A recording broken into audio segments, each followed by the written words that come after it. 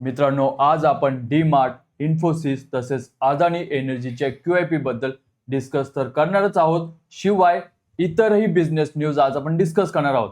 तर without wasting any time सुरू करूया आजच्या बिझनेस न्यूज. पहिली न्यूज आहे मित्रांनो HUL बद्दल.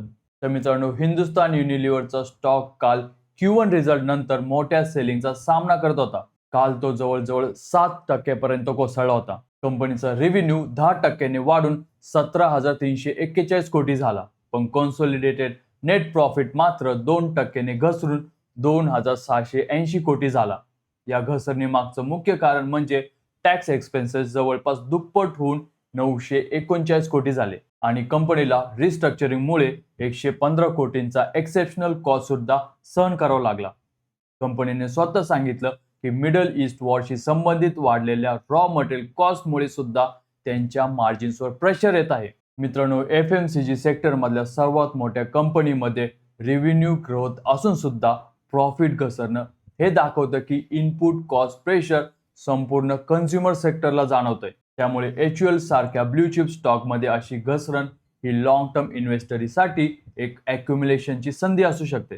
तर मित्रांनो, रात्री 11:30 वाजता ऑफिस वर्क नंतर कॉफीवर डिपेंडेंट राहून तुमच्यासाठी न्यूज बनवत आहे, तर कंपल्सरी सगळ्यांनी लाईक नक्की करायचं आहे. नेक्स्ट न्यूज आहे मित्रांनो अदानी एनर्जी सोल्युशन्स बद्दल. तर मित्रांनो, अदानी एनर्जी सोल्युशनने काल मंगळवारी त्यांचा 3,500 कोटींचा QIP इन्स्टिट्यूशनल इन्व्हेस्टर्ससाठी उघडलेला आहे. फ्लोर प्राइस त्यांची 1,698.15 पर शेअर ठेवण्यात आली आहे.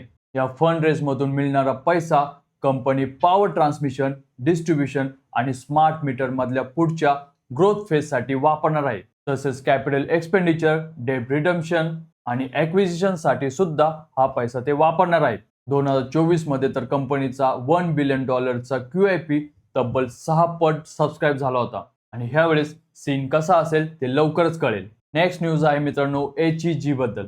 तर मित्रांनो, इंडियाची ग्राफाइट इलेक्ट्रोड मॅन्युफॅक्चरर HEG ला US कॉमर्स डिपार्टमेंट कडून 6.99% च्या प्रिलिमिनरी अँटी सबसिडी ड्युटीचा सामना करावा लागतोय. हे प्रकरण लार्ज डायमीटर ग्राफाइट इलेक्ट्रोड संदर्भात आहे, ज्यामध्ये US कंपनीज रिझोनॅक ग्राफाइट अमेरिका आणि टोकाई कार्बन जीनी फेब्रुवारी 2026 मध्ये याचिका दाखल केली होती, ज्यामध्ये चायना आणि इंडियामधून येणाऱ्या सबसिडाइज इम्पोर्टमुळे US इंडस्ट्रीला नुकसान होत असल्याचा आरोप केला होता. मित्रांनो, ग्राफाइट इलेक्ट्रोड सेक्टर मधल्या इंडियाच्या एक्सपोर्ट कॉम्पिटिटिव्हनेस साठी हा एक मोठा रिस्क फॅक्टर आहे. नेक्स्ट न्यूज आहे मित्रांनो व्हॅलियंट कम्युनिकेशन बद्दल. मित्रांनो, व्हॅलियंट कम्युनिकेशनची मूळतः टेलिकॉम ट्रान्समिशन इक्विपमेंट बनवणारी कंपनी आहे. ती आता networking product, cyber security solutions आणि पॉवर युटिलिटी साठीचे ॲडव्हान्स सिस्टीमकडे आपला बिझनेस वाढवत आहे. कंपनीला अलीकडेच तेजस नेटवर्क कडून तिचा आतापर्यंतचा सर्वात मोठा ऑर्डर मिळाला आहे, जो आहे 41.35 कोटीचा आणि सिस्टीम इंटिग्रेटर कडून 7.38 कोटीचा आणखी एक ऑर्डर त्यांना भेटलेला आहे. मित्रांनो, व्हॅलियंट सारख्या निश टेलिकॉम इक्विपमेंट कंपनीसाठी नेटवर्किंग आणि सायबर सिक्युरिटीकडे डायव्हर्सिफाय होणं ही एक स्मार्ट स्ट्रॅटेजी आहे, कारण ट्रॅडिशनल टेलिकॉम इक्विपमेंट मार्केटपेक्षा हे सेगमेंट जास्त वेगाने वाढत आहे. नेक्स्ट न्यूज आहे मित्रांनो होम फर्स्ट फायनान्स बद्दल. तर मित्रांनो, होम फर्स्ट फायनान्सचे Q1 FY27 रिझल्ट मध्ये टोटल इन्कम हा 18.6% वाढून 539.8 कोटी झाला आहे. मागच्या वर्षी 455.3 कोटींच्या तुलनेत हा खूप जास्त आहे. इंटरेस्ट इन्कम सुद्धा 17.1% वाढून 462 कोटी झाला आहे. सर्वात महत्वाचं म्हणजे प्रॉफिट बिफोर टॅक्स हा 32.7% वाढून 207.6 कोटी झाला. तर प्रॉफिट आफ्टर टॅक्स हा 34.5% वाढून 159.9 कोटी झाला. मित्रांनो, होम फर्स्ट फायनान्स सारख्या अफोर्डेबल हाऊसिंग फायनान्स कंपनीजचा कन्सिस्टंट डबल डिजिट ग्रोथ दाखवतो की इंडियाच्या टियर 2 आणि टियर 3 शहरांमध्ये हाऊसिंग डिमांड अजूनही मजबूत आहे. नेक्स्ट न्यूज आहे मित्रांनो डेटा सेंटर बद्दल. तर मित्रांनो, global investment giant Brookfield asset मॅनेजमेंटच्या मते पुढच्या 5 वर्षांमध्ये इंडियामध्ये जवळपास 6.5 gigawatt AI data centre capacity online येणार आहे. सध्या इंडियाकडे फक्त 1.5 गिगावॅट डेटा सेंटर कॅपॅसिटी आहे. त्यातली बहुतेक AI पर्पज साठी सुद्धा नाहीये. ब्रुकफिल्डच्या मते नॉन AI कॅपॅसिटी सुद्धा जवळपास 3 गिगावॅट पर्यंत वाढेल आणि त्या व्यतिरिक्त ही नवीन AI डिमांड येणार आहे. मित्रांनो, ब्रुकफिल्डचा हा अंदाज दाखवतो की इंडियाचा डेटा सेंटर सेक्टर पुढच्या काही वर्षांमध्ये कित्येक पटीने वाढणार आहे. रिलायन्स इंडस्ट्रीज, अदानी एंटरप्राइजेस सारख्या डेटा सेंटरमध्ये एक्सपोजर असलेल्या कंपनीज सोबत पॉवर ट्रान्समिशन कंपनीज जसे की अदानी एनर्जी सोल्युशन आणि पॉवर ग्रिड यांना सुद्धा या बूमचा मोठा फायदा होणार आहे. नेक्स्ट न्यूज आहे मित्रांनो स्टील अथॉरिटी ऑफ इंडिया बद्दल. मित्रांनो, सेलचे Q1 FY27 रिझल्ट्स मध्ये नेट प्रॉफिट तब्बल 120.8% वाढून 1,644 कोटी झाला आहे. तर ऑपरेशनल रेव्हेन्यू हा 1.25% वाढून 26,250 कोटी झाला आहे. कंपनीने Q1 मध्ये 1.1 million ton surplus iron ore विकून 574 कोटींचा रेव्हेन्यू कमावला आणि आता संपूर्ण FY27 साठी 8 मिलियन टन आयर्न ओर विकण्याचं अँबिशियस टार्गेट त्यांनी ठेवलेलं आहे. मित्रांनो, PSU स्टील कंपनीसाठी आयर्न ओर सारख्या रॉ मटेरियल बिझनेस मधून एक्स्ट्रा रेव्हेन्यू मिळवणं ही एक स्मार्ट डायव्हर्सिफिकेशन आहे, कारण स्टील प्राइसेसच्या व्हॉलेटिलिटी पासून काही प्रमाणात प्रोटेक्शन भेटतं. नेक्स्ट न्यूज आहे मित्रांनो सॅमसंग बद्दल. तर मित्रांनो, सॅमसंगने स्पष्ट केलं आहे की गॅलेक्सी AIच्या मूलभूत फीचर कायमच फ्री राहणार आहेत आणि 2026 मध्ये गॅलेक्सी AI जवळ 80 कोटी डिव्हाइसेस पर्यंत पोहोचण्याची कंपनीची योजना आहे. पण त्याच वेळी कंपनीने एक नवीन गॅलेक्सी AI सबस्क्रिप्शन क्लब सुरू केलेला आहे, जिथे फ्युचर मधल्या एनहान्स आणि नवीन AI सर्व्हिसेससाठी पेड प्लॅन्स असणार आहेत. सध्याचे 1 वर्ष आणि 2 वर्षांचे प्लॅन्स महिन्याला जवळपास $4.79 वर आहेत. तर नवीन 3 वर्षांचा प्लॅन हा $6.18 पर महिन्यावर आहे, ज्यामध्ये Samsung care plus smartphone loss आणि डॅमेज कव्हरेज सुद्धा इन्क्लुडेड असणार आहे. मित्रांनो, सॅमसंगची स्ट्रॅटेजी ही ॲपल आणि गुगल पेक्षा वेगळी आहे, कारण दोघेही ॲडव्हान्स AI फीचरसाठी आधीच प्रीमियम सबस्क्रिप्शन मागतात. तर सॅमसंग कोर फीचर फ्री ठेवून फक्त ॲडव्हान्स सर्व्हिसेससाठी पैसे घेत आहे. नेक्स्ट न्यूज आहे मित्रांनो सुप्रीम पेट्रोकेम बद्दल.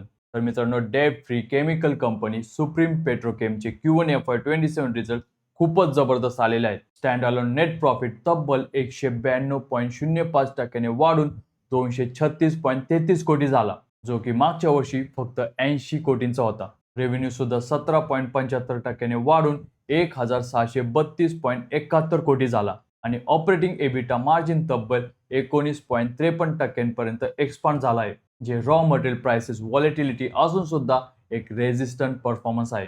मित्रांनो, डेट फ्री बॅलन्स शीट सोबत 192%चा प्रॉफिट ग्रोथ हे खूप रेअर आणि स्ट्रॉंग कॉम्बिनेशन आहे. नेक्स्ट न्यूज आहे मित्रांनो डीमार्ट बद्दल. तर एव्हेन्यू सुपरमार्ट्स म्हणजे डीमार्टचा स्टॉक काल इंट्राडे तब्बल 7% पर्यंत कोसळला आहे. 4,027 वर ओपन होऊन तो डे लो 3,755 पर्यंत घसरला. या घसरणीमागचं मुख्य कारण Q1 रिझल्ट नाही, तर मॅनेजमेंटचं FY27 साठीचं स्टोअर एक्सपान्शन गायडन्स आहे. कंपनीने दरवर्षी जवळपास 15% स्टोअर ग्रोथ म्हणजे साधारणतः 75 नवीन स्टोअरचं टार्गेट दिलं, जे मार्केटच्या 80 ते 100 स्टोअरच्या एक्सपेक्टेशनपेक्षा कमी आहे. यासोबत मॅनेजमेंटने like for like sale growth म्हणजे कोणतीही मिनिंगफुल रिकव्हरीचं सिग्नल दिलेलं नाही, जो की सलग मागच्या 3 वर्षापासून घसरत आहे. आणि मेट्रो सिटीजमध्ये क्विक कॉमर्समुळे ग्रोथ फॅटर्न होत असल्याने कंपनीने ते मान्य केलेलं आहे. डीमार्टचा गायडन्स दाखवतो की क्विक कॉमर्समुळे ट्रॅडिशनल रिटेल फॉर्मॅटवरचा दबाव आता मॅनेजमेंटला सुद्धा ओपनली मान्य करावा लागत आहे. मित्रांनो, तुम्ही सुद्धा कमेंट सेक्शनमध्ये मला सांगा, तुम्ही ब्लिंकिट झेप्टो जास्त प्रेफर करता की डीमार्ट मध्ये जाता? तुमच्या कमेंटने आपल्याला ट्रेंड समजेल की लोकांना नक्की क्विक कॉमर्स पाहिजे की ट्रॅडिशनल सुपरमार्केट. नेक्स्ट न्यूज आहे मित्रांनो इंडियाच्या IT सेक्टर बद्दल. तर ग्लोबल ब्रोकरेज जेफ्रीजने 27 जुलैच्या इंडिया स्ट्रॅटेजी नोटमध्ये IT सेक्टरवरचा त्यांचा अंडरवेट स्टान्स बदलून न्यूट्रल केला आहे आणि इन्फोसिसला त्यांच्या मॉडेल पोर्टफोलिओमध्ये ऍड केलेला आहे. हा न्यूट्रल स्टान्स फंड करण्यासाठी जेफ्रीजने पॉवर, रिअल इस्टेट आणि हॉस्पिटल मधले आपले मोठे ओव्हरवेट पोझिशन थोडे कमी केले आहेत. IT सेक्टर या वर्षी 25% घसरला आहे आणि TCS, Infosys, HCL tech, Wipro सारखे स्टॉक त्यांच्या 2 वर्षांच्या पीक पासून 35 ते 50% घसरले आहेत. जेफ्रीजच्या मते AI ट्रेडची रिव्हर्सल या शार्प ड्रॉडाऊन नंतर एक प्रॅक्टिकल अपसाइड देऊ शकते, विशेषतः आता जेव्हा इंडियावरचे मोठे FPI अंडरवेट पोझिशन सुद्धा रिव्हर्स होत आहेत. मित्रांनो, एका मोठ्या ग्लोबल ब्रोकरेजने अंडरवेट वरून न्यूट्रल कडे केलेला हा शिफ्ट IT सेक्टरसाठी एक सेंटिमेंटल टर्निंग पॉइंट ठरू शकतो. पण मित्रांनो, हे पूर्णपणे फुल अपग्रेड नाही, फक्त टॅक्टिकल व्हॅल्युएशन प्ले आहे. त्यामुळे लॉंग टर्म ग्रोथ कन्सर्न अजूनही पूर्णपणे संपलेले नाहीत. त्यामुळेच मित्रांनो, कालच्या निफ्टी आयटीच्या 3% पेक्षा जास्त रॅलीमध्ये या अपग्रेडचा मोठा वाटा असू शकतो. नेक्स्ट न्यूज आहे मित्रांनो FIs आणि DIs बद्दल. तर मित्रांनो, कालच्या आकडेवारीनुसार फॉरेन इन्स्टिट्यूशनल इन्व्हेस्टरनी कॅश सेगमेंटमध्ये 1788 कोटींची नेट सेलिंग केली. तर डोमेस्टिक इन्स्टिट्यूशनल इन्व्हेस्टर्सनी 2329 कोटींची नेट बाईंग केली. DIची ही बाईंग सलग दुसऱ्या दिवशी झाली आहे, जे दाखवतं की डोमेस्टिक मनी सतत मार्केटमध्ये कॉन्फिडन्स दाखवतोय, विशेषतः क्रूड ऑइल मधल्या घसरणीनंतर आलेल्या पॉझिटिव्ह सेंटिमेंटमध्ये. नेक्स्ट न्यूज आहे मित्रांनो बँक निफ्टीबद्दल. तर मित्रांनो, काल बँक निफ्टीने एक डॉजी कॅन्डल तयार केली आहे, ज्यामध्ये हायर हाय आणि हायर लो दोन्ही दिसलेले आहेत आणि तो आपल्या 50 डे एक्सपोनेन्शियल मूव्हिंग ॲव्हरेजच्या वर बंद झालेला आहे. गेल्या काही दिवसांपासून बँक निफ्टी 56,500 ते 58,700च्या एका रेंजमध्ये कॉन्सोलिडेट होत आहे. डोजी कॅन्डल सहसा एक इंडिसिजन सिग्नल मानला जातो. तो दाखवतो की बायर्स आणि सेलर्स दोघेही सध्या समान ताकदीने मार्केटमध्ये आहेत. तर मित्रांनो, आजच्या मार्केटचे प्युअर पॉईंट समजून घेऊया. तर निफ्टी 50 काल 23,985 वर बंद झाला. इंट्राडे हाय 24,040 आणि लो 23,961 होता. यावरून प्युअर पॉईंट जवळपास 23,996 येतो, ज्याखाली सपोर्ट 23,951 आणि 23,917 वर आहे.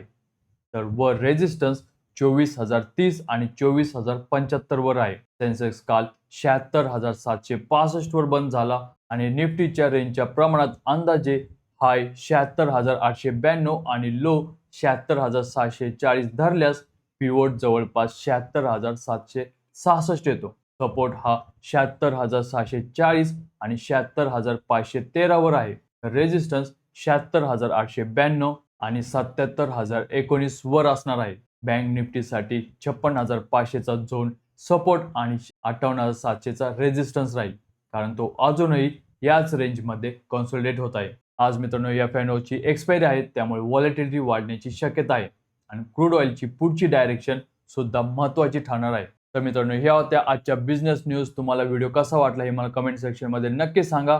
तसेच व्हिडिओला लाईक करायला विसरू नका. अशाच इन्फॉर्मेटिव्ह आणि बिझनेस न्यूज घेऊन भेटूया पुढच्या व्हिडिओमध्ये. तोपर्यंत जय हिंद, जय महाराष्ट्र.